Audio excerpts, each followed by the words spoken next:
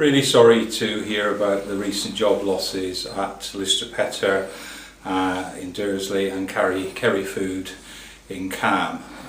It's just somewhat ironic that it's the same week as the local MP is running his Festomain week, which is supposedly to demonstrate the strength of manufacturing in the valleys. Sadly, that strength seems to be somewhat lost on the people who are about to face the end of their jobs, and it really does point out that this recovery is highly superficial in many respects, unpredictable, and that real manufacturing jobs are still going. I wish it wasn't that way. It's not something that's just happened recently, but I have to say that rather than go on and run festivals and try and have all sorts of attempts to get the great and the good together, I actually went out and tried to create jobs and did that reasonably successfully in the 13 years I was MP. So I do call upon the local MP to get involved with these job losses.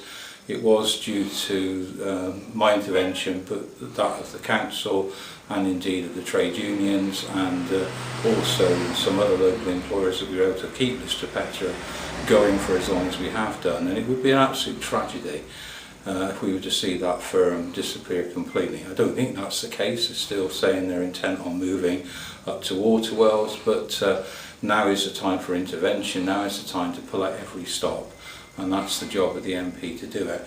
With Kerry Foods, it's a slightly different situation. This is obviously some sort of reorganisation within the company. It's not been helpful that the campaign on the smell seems to have cost those jobs, but again, one hopes that there will be some continuation of Kerry Foods within the Cam premises, but it will be a much smaller firm there than used to be the case.